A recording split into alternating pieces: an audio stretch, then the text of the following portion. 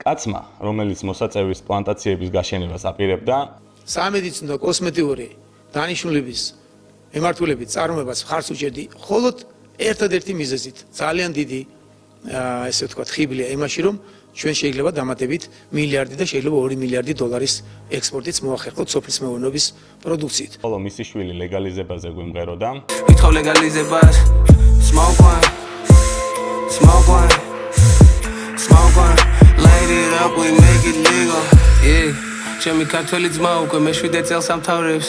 ის უბრალოდ ეწეო დაშრეკის ფერს და არ აშავებ და არაფერს. იმ დაკარგულ ძლებს, დაკარგულ ძმებს, გოგოს და ოჯახს ვინ დაუბრუნებს. რამდენიმე დღის წინ პარლამენტს დაჩქარებული წესით მიაღებინა კანონი, რომელიც მათ მიერ შემსუბუქებულ რეგულაციებს კვლავ ამკაცრებს. ისმის ლოგიკური კითხვა, რა შეა საქმე, რა შეიცვალა რამდენიმე წელში. გურამ მაჭარაშვილს თუ დაუჯერებთ, თავის დროზე კანონმდებლობის შემსუბუქება Deep State-ის დავალებით მოხდა. სამწუხაროდ იმ ულტრალიბერალური თავსმოხვეული კანონმდებლობის შედეგად ვერ რეგულირდებოდა ისე როგორც საჭირო იყო და ვერ ხდებოდა ბრძოლა რეალიზატორებთან მიმართებით და ვერ ხდებოდა შეზღუდვა ნარკომომხმარებელთან დაკავშირებით, რომელსაც გასაგებია რომ ჩვენ არ ვებრძვით, მაგრამ აუცილებელია ისიც რომ ყველა საშუალება გამოიძებნოს რომ არ ქონდეს მომხმარებელს იმის საშუალება რომ ნარკოტიკი მოიხმაროს.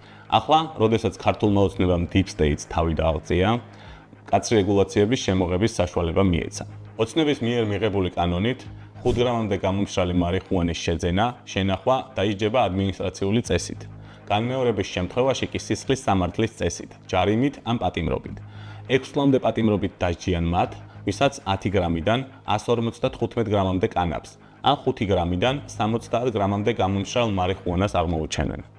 ასევე 260 მუხლს დაემატება ჩანაწერი, რომლითაც მარიხუანა და კანაფი სხვა ნარკოტიკულ საშუალებებს გაუთანაბრდება. ასევე ამოიღებენ იმ ჩანაწერს, რომელშიც წერია, რომ ამ ნივთიერებებზე გამონაკლისი მოქმედებდა. გარდა ამისა, დამატებით გამკაცრდა ადმინისტრაციული სასჯელი. თუ კი აქამდე მცირე ოდენობით მარიხუანის მოყვანისთვის 500 ლარამდე ჯარიმა იყო გათვალისწინებული, ახლა კანონში ჩაიწერა, რომ ადამიანს დააჯარიმებენ 500-დან 5000 ლარამდე. პატიმრობის შეფარდების მაქსიმალური ვადაკით 15-ის ნაცვლად 60 დღე გახდა. საქართველოში მარიხუანა როგორც საზოგადოების წინააღმდეგ ბრძოლის საგანი ჯერ კიდევ ნაციონალური მოძრაობის პერიოდში გახდა. მიხეილ სააკაშვილის რეჟიმმა ყველანაირ წვრილმან დანაშაულს, მათ შორის მარიხუანას, მოხმარებას ეგრეთ წოდებული ნულოვანი ტოლერანტობა გამოუცხადა და ადამიანების მასობრივი დაჭერა დაიწყო. ნულოვანი ტოლერანტობა წვრილმანი დანაშაულის მიმართ. მე შემოგვაქვს ცვლილებების სისხლის სამართლის კოდექსში, რომელიც ითვალისწინებს, რომ პირის ძარცვაზე, ქუჩის ძარცვაზე, ჯიბგირობაზე, ნარკოტიკების შენახვაზე მთლიანად უნდა გაუქმდეს პირობითი სასჯელი. არანაირი პირობითი სასჯელი, ყველა ციხეში. 2010-იან წლებში საქართველო ერთ-ერთი ლიდერი იყო ნარკოტიკებთან დაკავშირებული დაკავებების მხრივ ევროპაში, ხოლო ადამიანის უფლებების დამცველი ორგანიზაციები აკრიტიკებდნენ, რომ სახელმწიფო უპირატესობას ანიჭებდა რეპრესიებს რეაბილიტაციის ნაცვლად. ქართული ოცნების ხელისუფლებაში მოსვლის შემდეგ საზოგადოების დიდმა ნაწილმა აქტიურად დაიწყო საუბარი, რომ მარიხუანას მოხმარების გამო ადამიანების დაჭერა არ შეიძლებოდა და ითხოვდნენ კანონის შეცვლას. მიუხედავად იმისა, რომ მაშინდელი ხელისუფლების წევრების საკმაოდ დიდი ნაწილი ამ მოთხოვნას იზიარებდა, გარკვეული პერიოდი ეს კანონი ისევ მოქმედებდა. 2014 წელს მაშინდელმა პრემიერ-მინისტრმა ირაკლი ყარიბაშვილმა, რომელიც ძირითადად ეგრეთ წოდებული კონსერვატორული საზოგადოების ნარატივებს იზიარებდა, განაცხადა, რომ საქართველოში მარიხუანას დეკრიმინალიზაცია, ანუ ლეგალიზაცია არასდროს მოხდებოდა.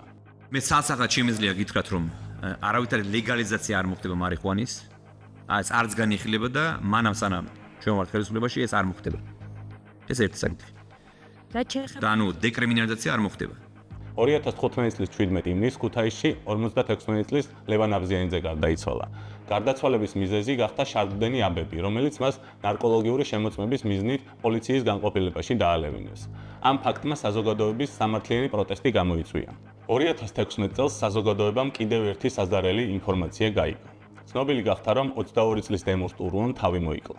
დემუს ტურუა 12 აგვისტოს გავრცელებულ წერილში წერდა, რომ პოლიციელი გოდერძი თევზაძე მისგან მოითხოვდა მიეწოდებინა ინფორმაცია, თუ ის ჰქონდა დათესილი მარიხუანა სამტრედიის მუნიციპალიტეტის 3 სოფელში, დაფნარში, ყულაშსა და საჯავახოში.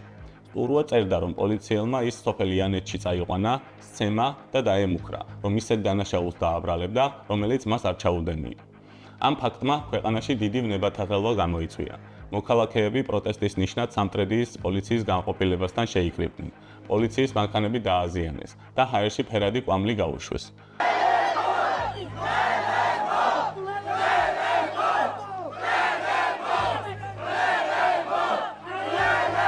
ამის შემდეგ მოდის 2017 წელი და ეგრეთ წოდებული ბირჟა მაფიას საქმე, რომელიც პირდაპირ მარიხუანას არ ეხებოდა, რადგან რეპერებს Young Mike's და KG's დიდი ოდენობით MDMA-ის შენახვას ედავებოდნენ. თუმცა წინა შემთხვევებისგან განსხვავებით, ამ ფაქტმა ქვეყანაში საყოველთაო ნებათაღელვა გამოიწვია. სისტემა ჩატარებს! სისტემა ჩატარებს! ხალხელობი ჩაგრაუნდა! სისტემა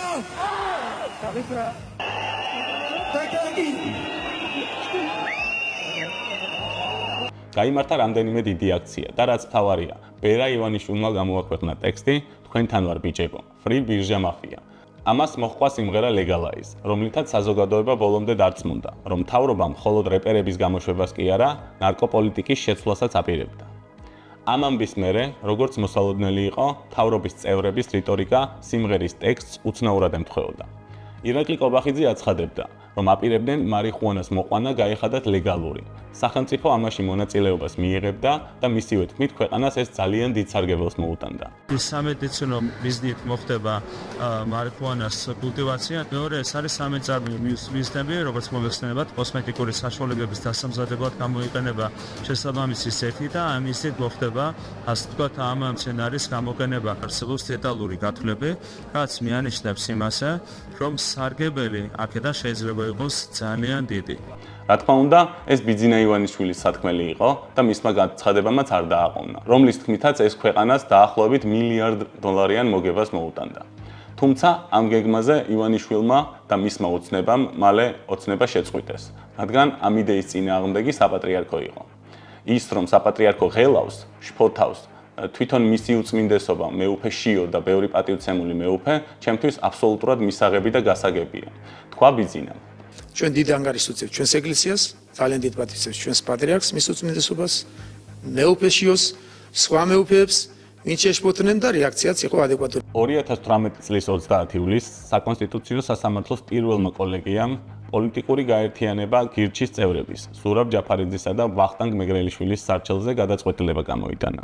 საკონსტიტუციო სასამართლომ აღნიშნა, რომ მარიხუანას მოხმარება წარმოადგენს პიროვნების თავისუფალი განვითარების უფლებით დაცულ ქმედებას. შესაბამისად, მარიხუანას მოხმარებისთვის სასჯელის დაწესება წინააღმდეგობაში მოდის საქართველოს კონსტიტუციის მე-16 მუხთან, რომლის მიხედვითაც ყველას აქვს საკუთარი პიროვნების თავისუფალი განვითარების უფლება. საბოლოოდ მიიღეს კანონი, რომლითაც მარიხუანას მოხმარება ლეგალური მხოლოდ პირად სივრცეში იყო. დღეს კი კანონმდებლობა ისევ მკაცრდება. მართალია, ეს უშუალოდ მოხმარების ნაწილს არ ეხება, თუმცა წარსული გამოცდილებებიდან გამომდინარე, საზოგადოებას გაუჩნდა განცდა, რომ ეს კანონი ისევ შანტაჟის, მუხარისა და დევნის ინსტრუმენტი იქნება. სიმართლე უნდა ითქვას, მარიხუანას მასობრივი მოხმარება მართლაც სერიოზული პრობლემაა. ოღონდ ეს არა Deep State-ის, არამედ ქართული ოცნების პოლიტიკის შედეგია, რომელმაც ვერ მოახერხა ახალგაზრდებისთვის ღირსეული, ადეკვატური, კულტურული, სოციალური ცხოვრების შეთავაზება. ამის დასაბალანსებლად კი საზოგადოებას ეუბნებიან, რომ ნარკოტიკების მომხმარებლებს დასჯიან და ასე დაამარცხებენ ამ სენს, რაც რა თქმა უნდა სრული სიცრუეა, თუმცა ოცნებისგან ეს არავის უყვირს.